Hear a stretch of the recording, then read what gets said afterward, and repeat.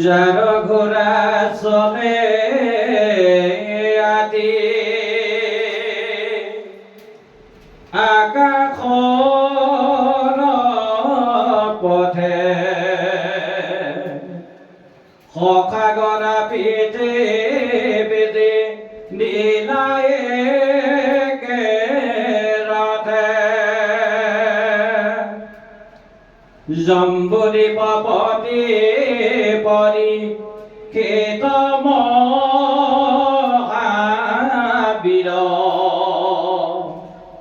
তৰুণ কালতে কেনে তেজিলা শৰীৰ ভিতৰে নখাতে পিঠি বীৰ ৰাজা যত কৃষ্ণত ভকত তেনেতে মহাভাগৱত হৰিস্মৰে কৰিলাদি মতে তনু ত্যাগ কহিউতা খান জনেম সুত মহাভাগ বিষ্ণু বৈষ্ণৱৰ কিঞ্চিতে কোনাগি ভেদ দুইৰো কথা কৰে পাতে কৰ কনে নজেন ইয়েতেকে শুনিব আমি ভকত চৰিত্ৰ এগিঘে তাৰিবে পাৰে দুৰ্ঘুৰ কলিত দেৱৰো দুৰ্লভ কমুনি মহাভাগ কি মতে পাইলম পৰীক্ষিতে তাক কলাগ বৈকুণ্ঠৰ শাস্ত্ৰ যিটো বেদানে তৰু তত্ত্ব সাত দিনে কৈলা যিটো মহাভাগৱত কিহে দুৰাজা কয়া কি তুমি খিলে তই খকে পাইলা গতি অব ভাগৱত শ্ৰৱণ মাত্ৰকে বৈষ্ণৱৰ বিতানে শুনিবে ইচ্ছাই আছে কহিও কহুত আন কথা শুন পাছে হেন শুনি খুচে বিনা অন্তয় বনতে আমি অকুলি নখেন আছিল মনতে তোমাহাৰ প্ৰশ্নে ভৈলো আদি কি পবিত্ৰ শুনাতে নজানো কহু কৃষ্ণৰ চৰিত্ৰ অৱশেষে কথা কোনে কহিবে স্বৰূপে যেন পক্ষী উৰয় পাত সাধয়নৰূপে হেগিমতে যত মানৱ লয় মোৰ মতি বনাইব কৃষ্ণৰ লীলা তোমাত সম্প্ৰতি গাইব কথা কথনে লীন হুৱে বাণী তাক শুদ্ধ কৰো কৃষ্ণ কথা কব খানি কৃষ্ণ শৰীৰত চৰিত্ৰত মোৰ মহালাভ আছে কৃষ্ণৰ কীৰ্তনে জাতি অজাতি বাজে বৈকুণ্ঠৰ শাস্ত্ৰ ইটো মহাভাগৱত যেন মতে পৃথিৱীত ভৈলনে তবে কত যিমতে কৰিলা শাস্ত্ৰ ব্যাস জানে প্ৰথমে হৰিকস্মৰি সদা সাৱধানে। কৃষ্ণ মহাভাগৱত শাস্ত্ৰৰ নামাকৰণেৰে কৈ দিয়ে পৰৱৰ্তী পদৰ যোগেদি 28,000 ঋষিয়ে সুতক কৰা প্ৰশ্নৰ ওপৰত ভিত্তি কৰি আমাক কি ক'ব বিচাৰিছে, আমাক ইয়াৰ দ্বাৰা কি শিক্ষা দিব বিচাৰিছে ভাগৱতে, তাৰ ওপৰত আমি আলোচনা কৰিছোঁ। এতিয়া যুগ ধৰ্ম ভগৱন্তই যুগে যুগে অৱতাৰ ধাৰণ কৰি দেখুৱাই থৈ গৈছে। সত্য যুগে হৰি অৱতাৰ হৈ সমস্ত জীৱশ্ৰেষ্ঠ মানুহক ক'লে যে হে জীৱশ্ৰেষ্ঠ মানুহ, তোমালোকে এই মায়াময় সংসাৰৰ পৰা উদ্ধাৰ হ'বলৈ হ'লে ঈশ্বৰক ধ্যান কৰিব লাগিব। সত্য যুগৰ চব মানুহে ঈশ্বৰক ধ্যান কৰিছিল। ত্ৰেতা যুগত ৰাম অৱতাৰ হৈ সমস্ত জগতবাসীক ক'লে হে জীৱশ্ৰেষ্ঠ মানুহ, তোমালোকে এই সংসাৰৰ পৰা উদ্ধাৰ হ'বলৈ হ'লে তোমালোকে যজ্ঞ কৰিব লাগিব। দ্বাপৰ যুগত কৃষ্ণ অৱতাৰ হৈ সমস্ত লোকক ক'লে তোমালোকে ঈশ্বৰক পূজা কৰিলেহে সংসাৰৰ পৰা উদ্ধাৰ হ'ব পাৰে। আৰু কলি যুগত সেইজন ভগৱন্তই গুৰুৰূপে আহি আমাক ক'লে যে কলি যুগৰ মানুহে কেৱল নাম ল'লেহে উদ্ধাৰ হ'ব পাৰিব।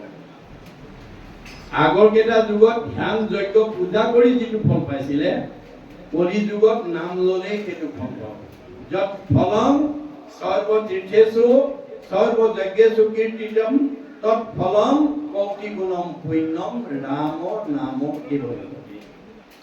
আগৰ তিনিটা যুগত ধ্যান যজ্ঞ পূজা কৰি যিটো ফল পাইছিলে, ধ্যানে যজ্ঞে পূজাৰক কহিছে যেন ফল, হৰিৰ কীৰ্তনে তাক সাধয় হ'ব।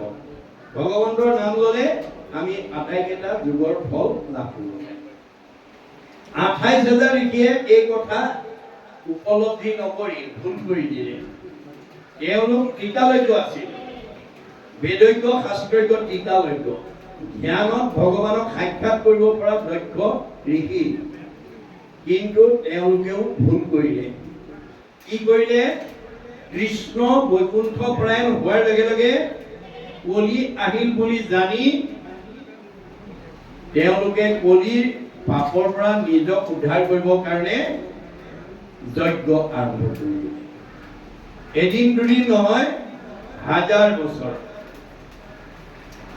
গাৰ ধোঁৱা বৰণীয়া হৈ গ'ল যজ্ঞ ধোঁৱাৰে, ফল একো নাপায়। অৱশেষত এই সময়লৈকে পদহেলিত অৱহেলিত নিষ্পেষিত নিজ জাতি বুলি সমাজত বহিবলৈ নিদিয়া, বহুত যোজনৰ আঁতৰত বহিবলৈ দিয়া সুতক সুতমুনিক সৌনকে আহ্বান কৰি আনি ক'লে, হে ৰাহুল, সৌনক বদতি শুনা, সুত মহামানী পৰম পাতকী কলি পাইলে হেন জানি। আৰম্ভিলো যজ্ঞ আশী সহস্ৰ বছৰ, হোম ধূৰ্মে ধূৰ্ম বৰ্ণ ভৈলে কৰে। বহু হাজাৰ বছৰ আমি যজ্ঞ কৰি যজ্ঞৰ দ্বাৰে গা ধোৱা বৰণীয়া হ'ল, কিন্তু যিটো কৰ্ম কৰোৱাটো নাহিকে বিশ্বাস, আপোনাৰো আয়ুস কৰিলো ব্যৰ্থে না। আমি যিটো আশা কৰি যজ্ঞ কৰিছিলো ফল নাপালো, আয়ুসে নষ্ট হ'ল। যদি 28,000 বেদজ্ঞ শাস্ত্ৰজ্ঞ ঋষিয়ে কলি যুগত যজ্ঞ কৰি যদি বিফল হয়, আমি সফল হ'ম নেকি? নহ'ম। এই কথাটো আজি আমি ইয়াৰ পৰা উপলব্ধি কৰিব লাগিব আৰু এই কথাবিলাক আমি সমাজত প্ৰচাৰ কৰিব লাগিব। গতিকে সম্প্ৰতি তুমি কি চিন্তি উপমহাহি কৰাই পানৱ কৃষ্ণ চৰিত্ৰ। এতিয়া তুমি কৃষ্ণৰ অমৃতময় কথা আমাক নক'লে আৰু আমাৰ উপায় নাই। গতিকে আমি কৰ্মবিলাক ঈশ্বৰতে অৰ্পণ কৰিছিলোঁ, কিন্তু বহুত বিঘিনিৰ সন্মুখীন হ'ল। কৃষ্ণ কথা ইটো অমৃতটো কৰি চোৱাত কোনো সুখ পৰীক্ষিতৰ সংবাদ। এতিয়া তুমি আমাক পৰীক্ষিত আৰু সুখৰ মাজত যিখিনি অমৃতময় কথা আলোচনা হৈছিল সেইখিনি আমাক শুনোৱাই আমাক উদ্ধাৰ কৰা। যাৰো ঘোঁৰা চলে আদি আকাশৰ পথে, সখাগৰা পৃথিৱী জিনিলা একে ৰথে।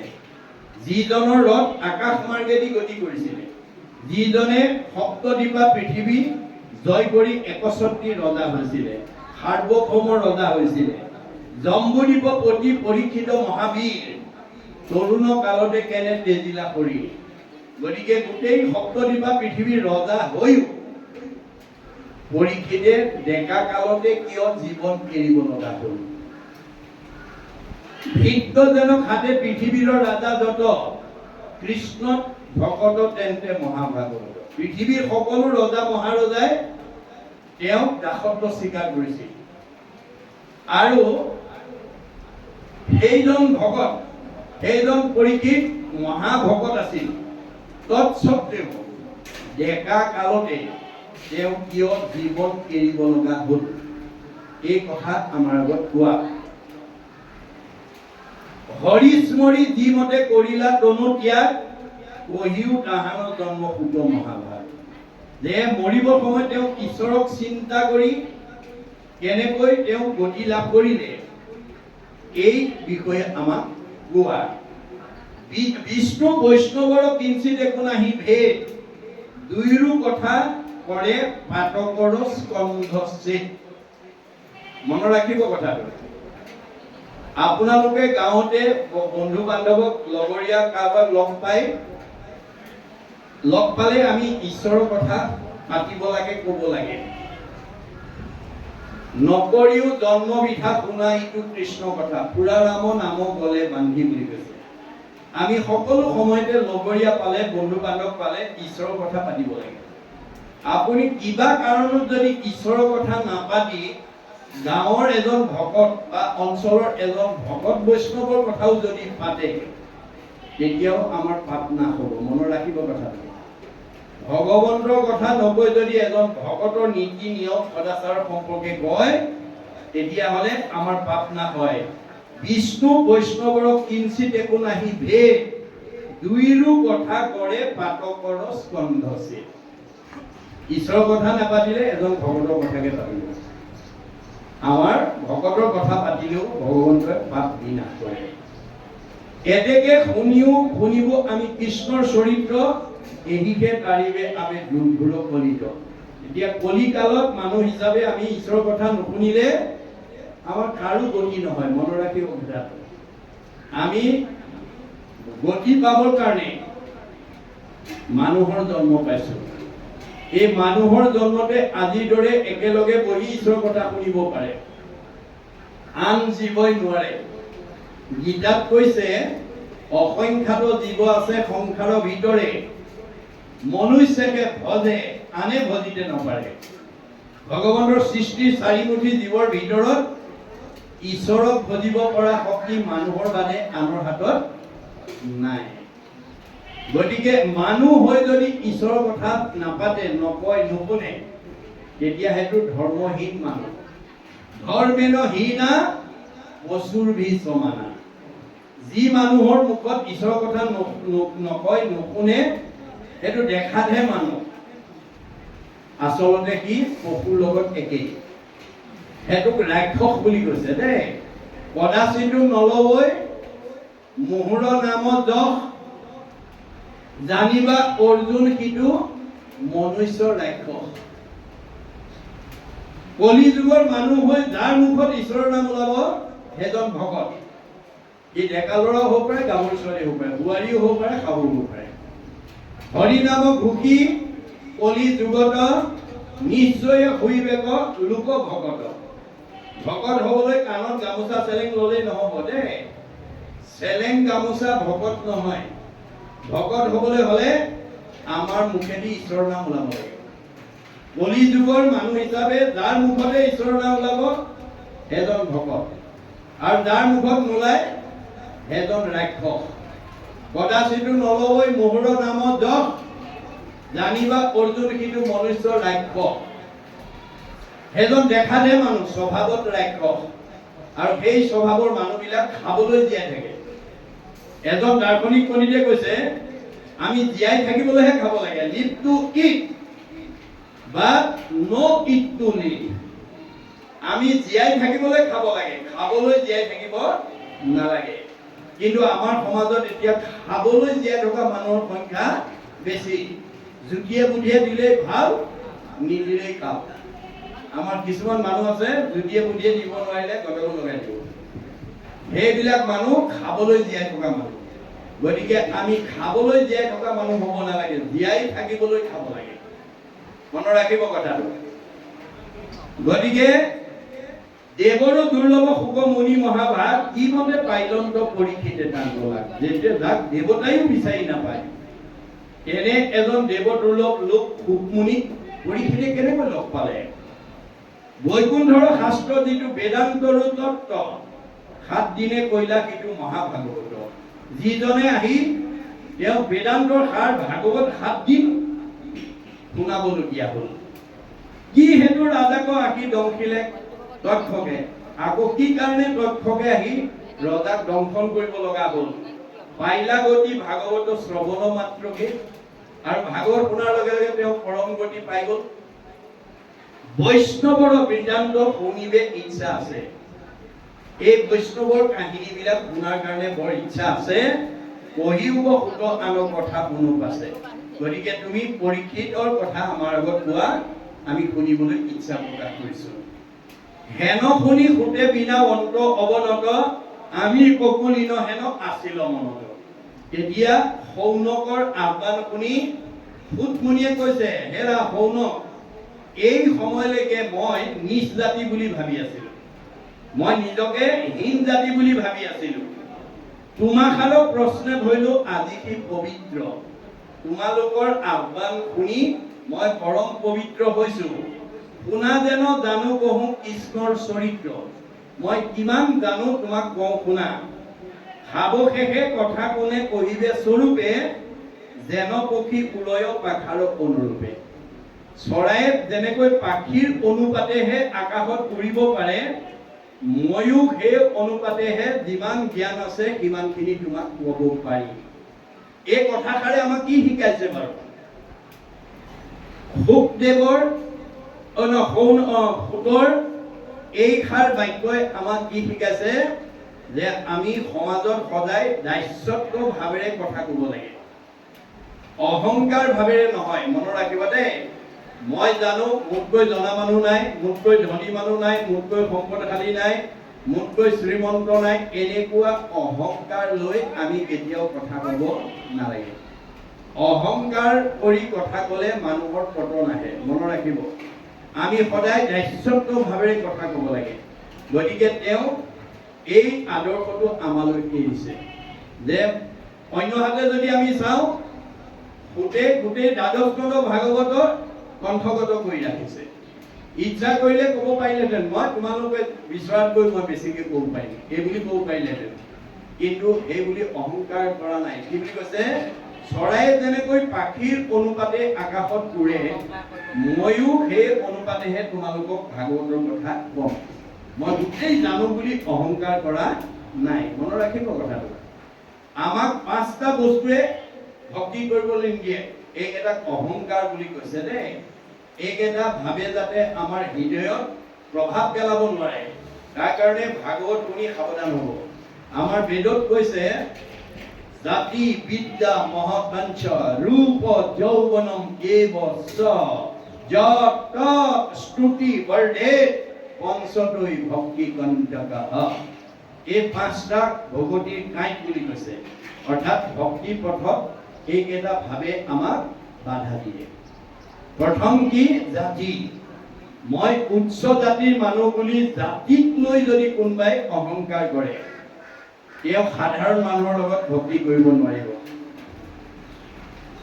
জাতি বিদ্যা, মই গাঁওখনৰ ভিতৰত, সমাজখনৰ ভিতৰত মোতকৈ ডিগ্ৰীধাৰী মানুহ আৰু নাই।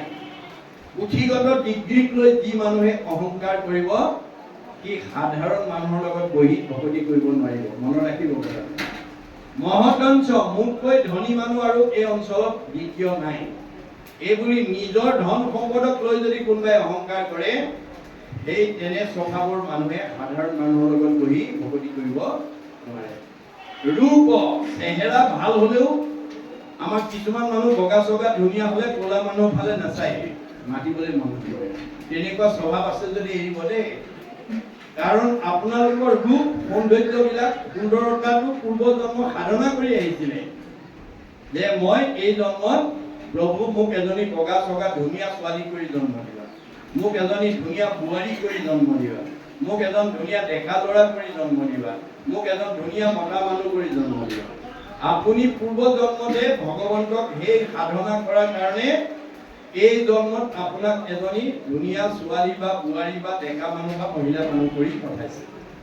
আপুনি যদি সেই ৰূপ যৌৱনক লৈ পেলাই যদি অভিমান কৰে, তেতিয়াহ'লে সুন্দৰক বান্ধৰ কৰিবলৈ ভগৱানৰ বেছি সময় নালাগে। মনত ৰাখিব দেই, আমি সৌন্দৰ্যক লৈ যদি কোনোবাই অহংকাৰ কৰে, তাক বান্ধৰ কৰিবলৈ বেছি সময় নালাগে। আপুনি মইনো কোন?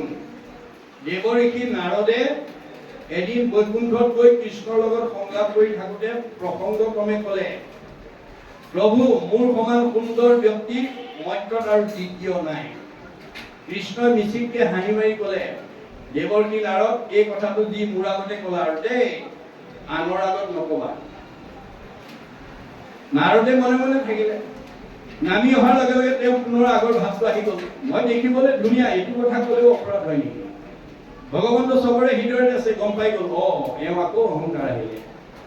এই অহংকাৰটো যদি মই এওঁক যদি মানে নাইকিয়া কৰি নিদিওঁ, এই অহংকাৰে এদিন তেওঁক সমাজৰ পৰা আঁতৰাই লৈ যাব। অহংকাৰী মানুহে কেতিয়াও ভাল নাপায়। সি ধনৱন্তই হওক, বিদ্যাৱন্তই হওক, শ্ৰীমন্তই হওক, সম্পদশালী হওক, অহংকাৰ মানুহক কোনেও ভাল নাপায়। গতিকে এই অহংকাৰে এওঁক সমাজৰ পৰা আঁতৰাই নিব। সেইকাৰণে তেওঁ নাৰদক সংস্কাৰ কৰাৰ উদ্দেশ্যে তাৎক্ষণিকভাৱে এটা কৰ্ম আঁচনি যুগুত কৰি গৈ থকা বাটতে যোগ বলে এখন স্বয়ম্বৰ পাতি দিলে। স্বয়ম্বৰৰ কন্যাগৰাকী বিশ্ব সুন্দৰী, তেওঁ সুন্দৰকহে মালা পিন্ধাব। নাৰদৰ কাণত কথাটো পৰি গ'ল। নাৰদে ভাবিলে, মোতকেতো সুন্দৰ আৰু পৃথিৱীত নায়েই আৰু দ্বিতীয়জন, আজি এইগৰাকীক মই লোৱা হওক আৰু এই বুলি স্বয়ম্বৰৰ প্ৰথম আসনখনতে নাৰদ বহিছে। তাৰ পিছতে গন্ধৰ্ব, তাৰ পিছত ৰজা মহাৰজা। কইনাই যেতিয়া মালালৈ ওলাই আহিছে, নাৰদে ভাবিলে মোৰ ডিঙিটো আজি সোমাবই আৰু। কইনা ওচৰত পোৱাৰ লগে লগে ডিঙিটো যেতিয়া আগবঢ়াই দিছে, কইনাই তেওঁলৈ কটাক্ষ দৃষ্টিৰে চাই যেতিয়া আগবাঢ়ি গ'ল, তেতিয়া গন্ধৰ্বজনক কৈছে, কি হ'ল কথাটো? বোলে তুমি আইনাখন চোৱাগেচোন। আইনাখন চাইছে, নাৰদক বান্দৰ কৰি বহাই থৈছে। মনত ৰাখিব দেই, ভগৱানে নাৰদক বান্দৰ কৰি বহাই থৈছে। নাৰদে গম পাই গ'ল, প্ৰভু এইটো প্ৰভুৰ কৃপা, প্ৰভুৰ লীলা। প্ৰভু তুমি মোক বান্দৰ কৰি আজি এই কন্যাগৰাকীক পোৱাব বঞ্চিত কৰিলা। তুমিও কিন্তু এদিন বান্দৰৰ সহায় লৈহে উদ্ধাৰ কৰিব। ভগতেও অভিশাপ দি দিলে। সেইকাৰণে ত্ৰেতা যুগত ৰাম অৱতাৰত বান্দৰৰ সহায় লৈ সীতাক উদ্ধাৰ কৰিব লাগে। এইবোৰ কাহিনী, উপকাহিনীৰ মাজেদি আমাক কি শিকাইছে? যে ভগৱন্তৰ প্ৰদত্ত কোনো প্ৰতিভাক লৈ আমি যাতে অহংকাৰ কৰিব লগা নহয়। অহংকাৰ কৰিব পাৰিব, কিন্তু পতন হ'ব।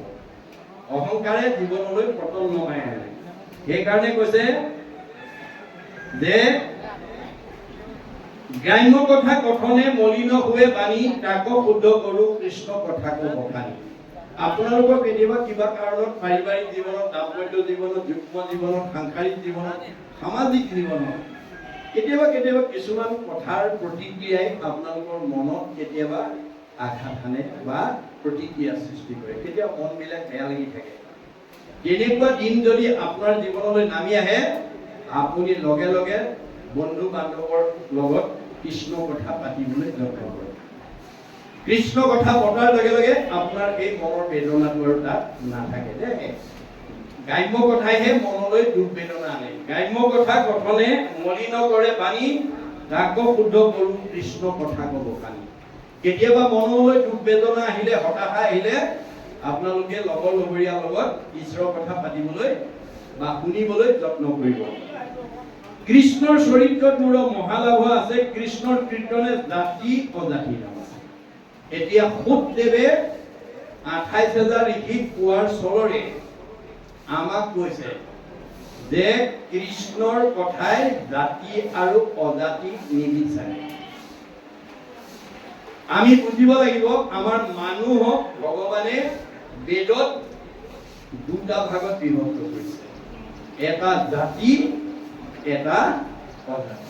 মনত ৰাখিব দেই, যিটো কথা শংকৰদেৱ আৱিৰ্ভাৱ হৈ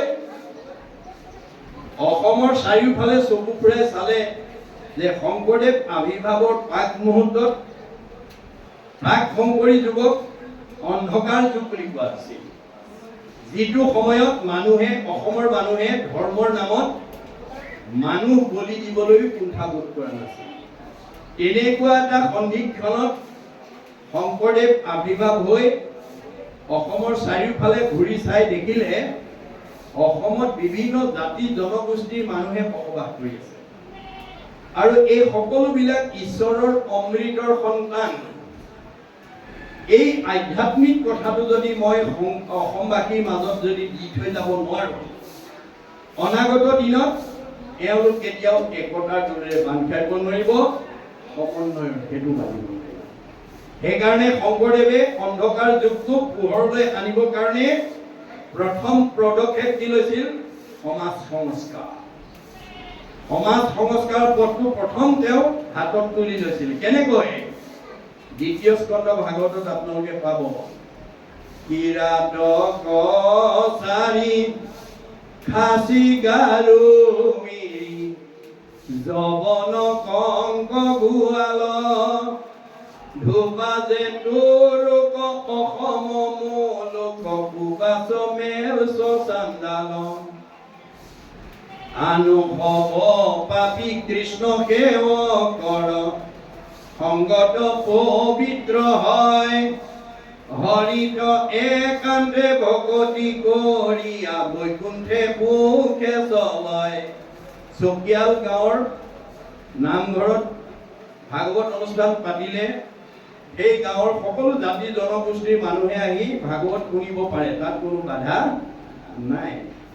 আজিও ভাগৱত শুনিবলৈ পাৰে, শুনিবৰ কাৰণে বিভিন্ন লোক ইয়ালৈ আহিব পাৰে, কোনো বাধা নাই। ভাগৱত শুনিলে বৈকুণ্ঠৰ পথ প্ৰশস্ত হৈ যায়। সেইকাৰণে শংকৰদেৱে সকলো জাতি জনগোষ্ঠীৰ পৰা ভকতসকলক সংস্কাৰ কৰি লৈ আহিছিল। কেনেকৈ সংস্কাৰ কৰিছিল? ভগৱন্তৰ হাজাৰটা নামৰ পৰা এটা এটা নাম দি তেওঁলোকক সংস্কাৰ কৰি আহিছিল।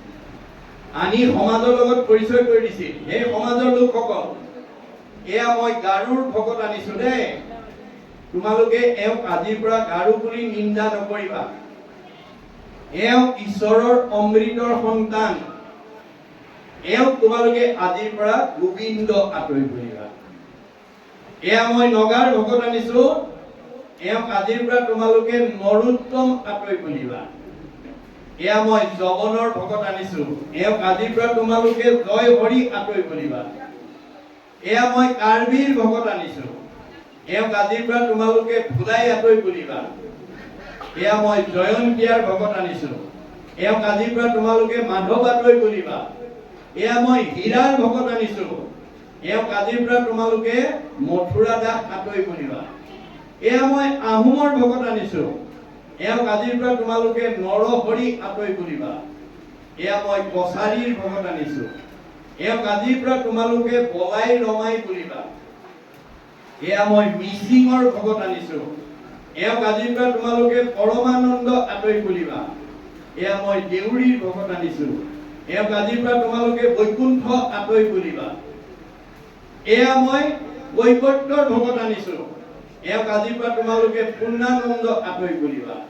এয়া মই বনিয়াৰ ভকত আনিছো, এওঁক আজিৰ পৰা তোমালোকে হৰিদাস আঁতৰি ফুৰিবা। এয়া মই কোচৰ ভকত আনিছো, এওঁক আজিৰ পৰা তোমালোকে মুৰাৰী আঁতৰি ফুৰিবা। এয়া মই কলিতাৰ ভকত আনিছো, এওঁক আজিৰ পৰা তোমালোকে গোপাল আঁতৰি ফুৰিবা। এয়া মই ভুটিয়াৰ ভকত আনিছো, এওঁক আজিৰ পৰা তোমালোকে দামোদৰ আঁতৰি ফুৰিবা। এয়া মই নাপিতৰ ভকত আনিছো, এওঁক আজিৰ পৰা তোমালোকে নাৰায়ণ ঠাকুৰ আঁতৰি ফুৰিবা। এয়া মই তিৱাৰ ভকত আনিছো, এওঁক আজিৰ পৰা তোমালোকে সুদাম আঁতৰি ফুৰিবা। এয়া মই কায়স্থৰ ভকত আনিছো, এওঁক আজিৰ পৰা তোমালোকে সতাই আঁতৰি ফুৰিবা। এয়া মই মুছলমানৰ ভকত আনিছো, এওঁক আজিৰ পৰা তোমালোকে শ্যাম কাই আঁতৰি ফুৰিবা। তাৰ পৰা অপ্ৰবংশ হৈ চান্দ খাই আছে। এয়া মই ব্ৰাহ্মণৰ ভকত আনিছো, এওঁক আজিৰ পৰা অনন্ত কণ্ডলী সাৰ্বভৌম ভট্টাচাৰ্য ফুৰিবা। এই ধৰণে সমস্ত জাতি জনগোষ্ঠীৰ পৰা ভকতক সংস্কাৰ কৰি আনি জাতি বৰ্ণ বৈষম্য এখন সমাজ প্ৰতিষ্ঠা কৰি তেওঁ ঘোষণা দিছিল কি বুলি অহৰিক ভজয় যিটো তাকে বোলে জাতি কৃষ্ণ বিমুখ যিটো সেইদিকে অজাতি মানুহৰ জন্ম পাই যি ঈশ্বৰক ভজে যি জনগোষ্ঠীতেই জন্ম গ্ৰহণ নকৰক কিম্বা ঈশ্বৰক ভজিলে জাতি আৰু ঈশ্বৰক নভজিলে অজাতি চৈতন্যপন্থীয়ে কৈছে মুচিও খুচি হয় যদি হৰিক ভজে খুচিও মুচি হয় যদি হৰিক তেজে এয়া ভাগৱতৰ মত গতিকে এই কথা তেওঁ উল্লেখ কৰি ক'লে যে কৃষ্ণৰ কথাটো মোৰ মহালাভ আছে কৃষ্ণৰ কীৰ্তনে জাতি অজাতি নাবাছে তুমি আজি মোক কৃষ্ণ কথা ক'বলৈ কৈ সকলোকে উদ্ধাৰ কৰা পথটো তুমি মোক দিলা বৈকুণ্ঠৰ শাস্ত্ৰ এইটো মহাভাগৱত যেন মতে পৃথিৱীত ভুলন্ত বেগত বৈকুণ্ঠৰ ভাগৱত কেনেকৈ পৃথিৱীলৈ আহিল যি মতে কৰিলা শাস্ত্ৰ ব্যাস সৰ্বজানে প্ৰথমে হৰিক চুমৰি শুনা সাৱধানে আমি সদায় ভগৱন্তৰ কথা সাৱধানে শুনিব লাগে দেই আজি আপোনালোক সকলোৱে সত্যাবাপৰ পৰিয়ালৰ নিমন্ত্ৰণ ৰক্ষা কৰি সবেই ভাগৱত শুনিবলৈকে আহিছে আমাৰ লক্ষ্য আৰু উদ্দেশ্য একেটাই সেইফালৰ পৰা আমাৰ চবৰে নম্বৰ আজি সমান পাব লাগিছিল কিন্তু কাৰোবাৰ নম্বৰ কমি যাব পাৰে সেইকাৰণে অৰ্জুনক কোৱাৰ চলৰে আমাক সতৰ্ক কৰি দিছে কি বুলি হেৰা সখা অৰ্জুন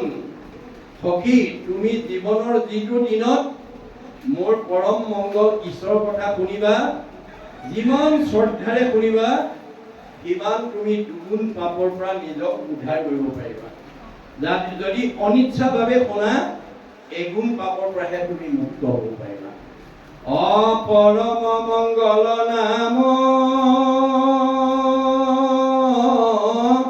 যিপুনো শ্ৰদ্ধায়ে শুনৈ হৰৈ পাপ তাহাৰ দুগুণ অনিচ্ছাত এক গুণ শ্ৰদ্ধাত দুগুণ নাম এই মতে বুজিবা অৰ্জুন যিমান শ্ৰদ্ধাই কৰিব দুগুণ পাপৰ পৰা আমি মুক্ত হ'ম যদি অন্যমনস্ক হৈ শুনো তেতিয়াহ'লে আমি এগুণ পাপৰ পৰাহে নিজক মুক্ত কৰিম আৰু বাস্তৱ জগতখনলৈ যদি চাই এই কথাটো আমি ধৰা পেলাব পাৰিম কেনেকৈ এতিয়া মেট্ৰিকৰ হাই ছেকেণ্ডাৰী ৰিজাল্ট ইতিমধ্যে দিলে স্কুল একেখনে ছাত্ৰ ছাত্ৰী একেখন স্কুলৰে পঢ়ুৱা মাষ্টৰ একেকেইজনে প্ৰশ্ন কাকত একেখনে কিন্তু ফলাফল বেলেগ বেলেগ একেখন স্কুলৰ ছাত্ৰ একেকেইজন মাষ্টৰে পঢ়ুৱা একেখন প্ৰশ্নৰ উত্তৰ লিখি কোনোবাই ষ্টেণ্ড কৰিছে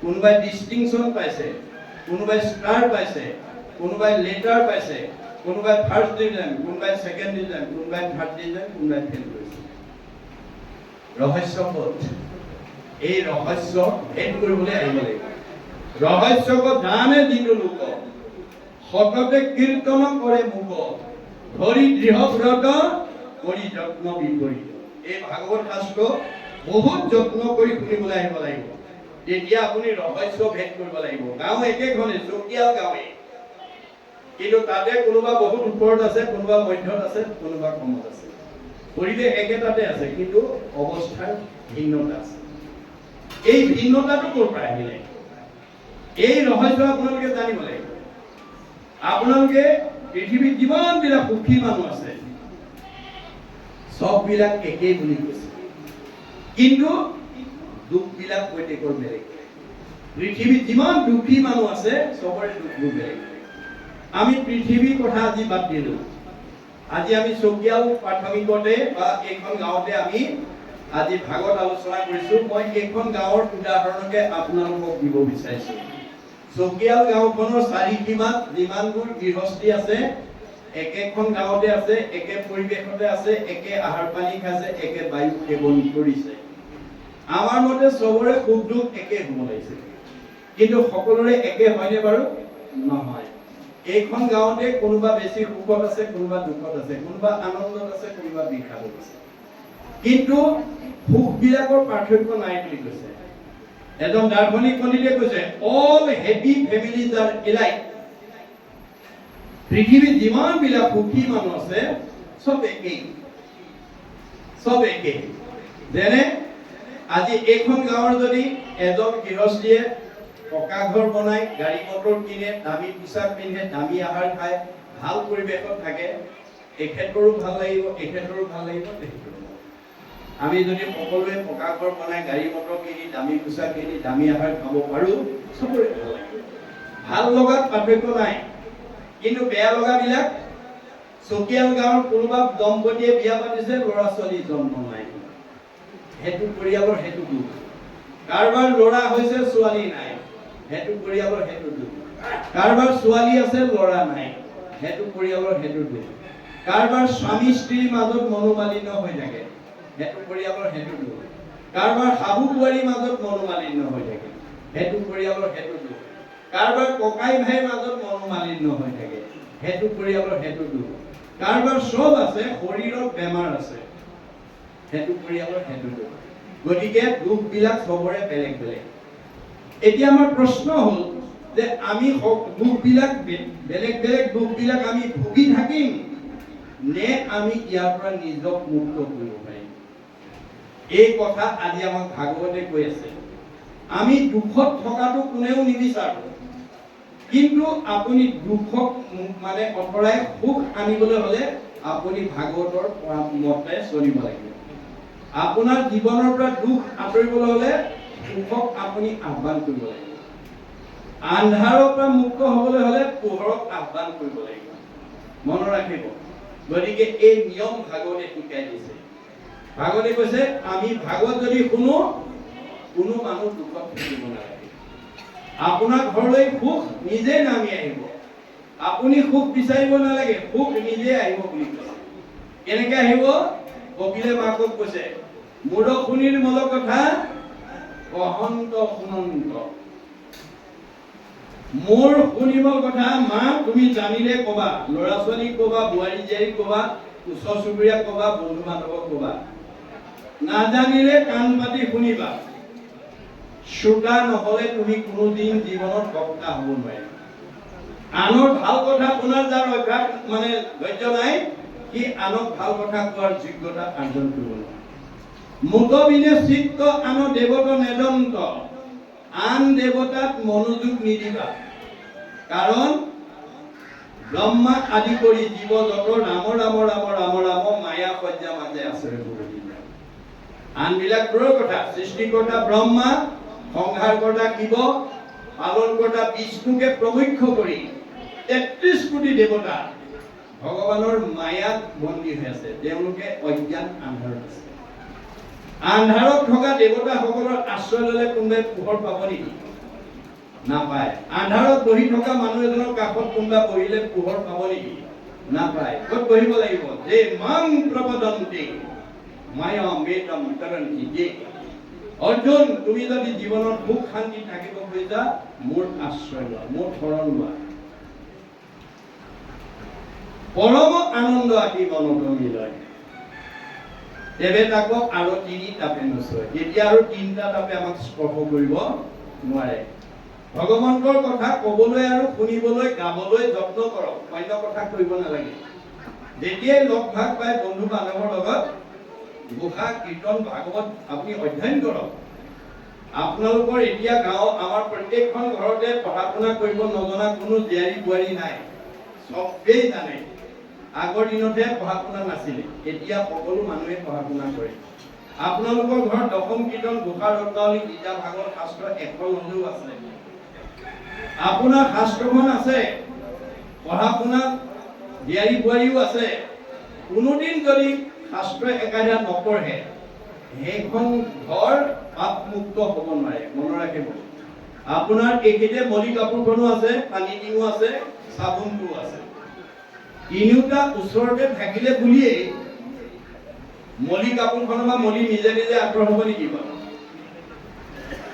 মলি কাপোৰ, চাবোন, পানী টিং ওচৰতে আছে। যেতিয়ালৈকে মলি কাপোৰখন পানীত তিয়াই চাবোন নলগায় তেতিয়ালৈকে তাৰ মলি তিনিওটা বস্তু ওচৰতে থাকিলেও আঁতৰ নহয়। আপোনালোকৰ ঘৰত পঢ়া শুনা জীয়াৰী বোৱাৰীও আছে, দশম কীৰ্তন ঘোষা ৰত্নাৱলীও আছে। কোনো দিন কোনোজনী বোৱাৰী বা জীয়াৰী বা ল'ৰা ছোৱালীয়ে কীৰ্তন একাঠা নপঢ়ে, ঘোষা দহপাকি নপঢ়ে, সেইখন ঘৰৰ পৰা পাপ মুক্ত হ'ব নোৱাৰে। মনত ৰাখিব দেই, আপোনালোকে পঢ়াত কোনো বাধা নাই দেই। ডেকা ল'ৰাই নোৱাৰে, গাভৰু ছোৱালীয়ে নোৱাৰে, বোৱাৰীয়ে নোৱাৰে, মাইকী মানুহে নোৱাৰে, অসৰণীয়াই নোৱাৰে, দাড়ি থকা ল'ৰাই নোৱাৰে। এইবোৰ নিয়ম শংকৰদেৱৰ ধৰ্মত নাই, কিন্তু মনত ৰাখিব কথা। হৰিনাম কীৰ্তনত নাহিকে নিয়ম একো, এতেকেহে ধৰ্ম মাজে সাৰ। অন্য ধৰ্মৰ নিয়ম মানি থোৱা আছে, শংকৰদেৱৰ ধৰ্মত নিয়ম মানি থোৱা নাই। নিয়ম কেৱল আনুষ্ঠানিকতাতহে প্ৰয়োগ কৰিব।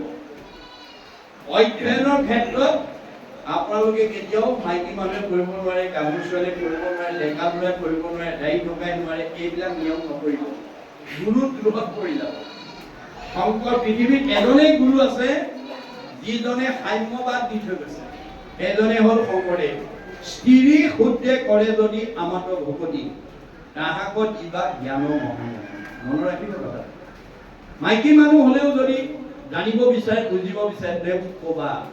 মতা মানুহ হৈ যদি শুনিব নিবিচাৰে, অহংকাৰ কৰে, তাক নকবা। সতত দাম্ভিকত নকহিবা ইটো তত্ত্ব, সদা উপদেশ দিবা বৈষ্ণৱ জনক। দাড়ি থকা ল'ৰাটোৱে এমাহ ভাগত পঢ়াৰ পিছত নিজে দাড়ি কাটিবলৈ বাধ্য হৈ যাব, যেতিয়া বুজি পাব। অসৰণীয়া ল'ৰাটোৱে যেতিয়া ঘোষা পঢ়িলে, হৰিপদ সেৱা নকৰে নিমিত্তে, মায়ায়ে বান্ধি ফুৰাৱে, তাৱত মায়াক নকৰে ৰহিত, শৰণ নলয়ে যাৱে। যেতিয়ালৈকে শৰণ নলব তেতিয়ালৈকে তেওঁ মায়ামুক্ত হ'ব নোৱাৰিব, এইখন সংসাৰতে ঘূৰি থাকিব লাগিব। বুজি পোৱাৰ লগে নাই নাই মই শৰণ নলওঁ, নিজে যাব। মনত ৰাখিব, কিন্তু তেওঁলোকক অধ্যয়ন কৰিবলৈ সুবিধা দিব লাগিব। আৰু পঢ়া শুনা জনাবিলাকে পঢ়িবলৈও নিজে আগবাঢ়ি যাব লাগিব। আমাৰ ঋগ্বেদত কৈছে, ন গৃহম গৃহম ইতি আহু গৃহিণী গৃহম উচ্যতে তয়াহি সহিতা সৰ্বান পুৰুষায়ম সমশ্নুতে। যিখন ঘৰৰ বোৱাৰীজনী বা জীয়াৰীজনী বা মহিলাগৰাকীয়ে ৰাতিপুৱা সোনকালে উঠি ঘৰ দুৱাৰ সাৰি মচি গুৰুগৃহ মচি কাচি ধূপ ধূনা জ্বলাই যিজনে উপাসনা কৰিব, ঈশ্বৰক উপাসনা কৰিব, তেওঁ নিজেতো উদ্ধাৰ হ'বই, সেইখন ঘৰৰ সকলো পুৰুষৰ চতুৰ্ভুজ সাধন। যিখন ঘৰত আইগৰাকীয়ে বোৱাৰীজনীয়ে গা পা ধুই ৰাতিপুৱা গুৰুগৃহ মচি কাচি ধূপ ধূনা লগাই প্ৰাৰ্থনা গাইছে, কি বুলি? ব্ৰহ্মাই আদি কৰি জীৱ যত, ৰাম ৰাম ৰাম ৰাম ৰাম, মায়া সজা মাজে আশ্ৰয় ঘুমতি যায়। ধুনীয়া সুৰত গাইছে। বাটেদি যোৱা মানুহ স্তম্ভিত হৈ গৈছে, বোৱাৰীজনী মাত সুৰ প্ৰাৰ্থনা।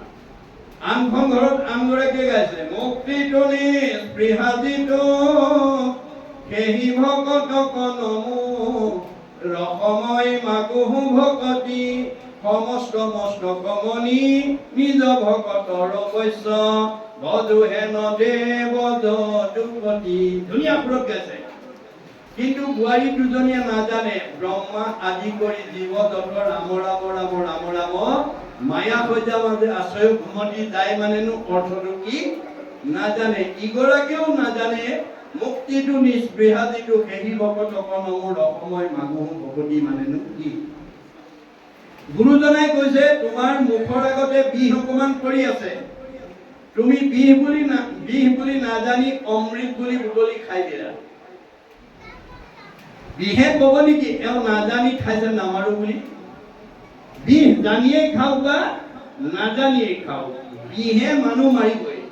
বিহৰ দ্ৰব্যগুণ মানুহ মৰা। ঈশ্বৰৰ নাম অৰ্থ জানি গাওক বা নাজানি গাওক, জানি বা নাজানি কৰে নামৰ কীৰ্তন, তথাপিতো পাপদহী নামে কৰে চব। আই দুগৰাকী প্ৰাৰ্থনা সুৰটো যিমান দূৰলৈকে যাব, একজনে যদি নাম ওচৰলৈ কোনে মানে পাপ খবৰ হয়, ঘৰখনটো পবিত্ৰ হ'বই, অন্যান্য জীৱ জন্তু বিলাকো উদ্ধাৰ হৈ যাব। আইসকলৰ ইমান মহিমা, মনত ৰাখিব। যিটো কথা ৰাধিকা সতীয়ে গুৰুজনৰ ওচৰত এই সতী গুণটো দাঙি ধৰি অলৌকিকক লৌকিক কৰি অবাস্তৱক বাস্তৱ কৰি দেখুৱাই থৈ গৈছে। ৰাধিকা সতীয়ে গুৰুজনৰ ওচৰত সতীত্ব গুণৰ অন্যতম বৈশিষ্ট্য কি বুলি কৈছিল? গুৰুদেৱ, মোৰ সতীত্ব গুণৰ অন্যতম বৈশিষ্ট্য অপ্ৰাতহে উঠিয়া কৰ গৃহ কৰ্ম গণ অবাহিৰে ভিতৰে কৰো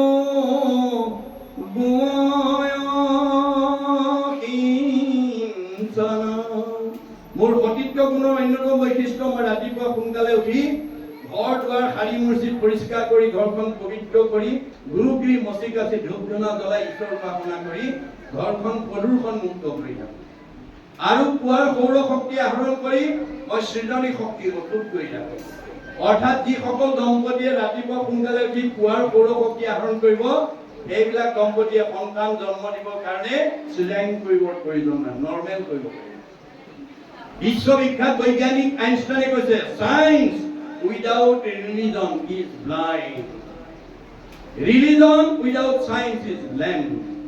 অৰ্থাৎ যিটো বিজ্ঞানত ধৰ্ম নাই অন্ধ, যিটো ধৰ্মত বিজ্ঞান নাই খোলা। গতিকে ধৰ্ম আৰু বিজ্ঞান ওতঃপ্ৰোত সম্বন্ধ। গতিকে মহাপুৰুষ শংকৰদেৱে বিজ্ঞানসন্মত ধৰ্ম আমালৈ দি থৈ দিছে। আইসকলে মাত্ৰ উপলব্ধি কৰিব লাগিব। গুৰুজনে তেওঁৰ সেই গুণত সন্তুষ্ট। যোৱা মই বৰ আনন্দ পাইছোঁ। পানী আনা, 3টা কাঠি একলহ পানী একলহ মাটি ব্ৰহ্মপুত্ৰৰ পৰা আনি টেম্পনি জানত পেলাই দিয়াৰ লগে লগে বুৱতী নদী বন্ধ।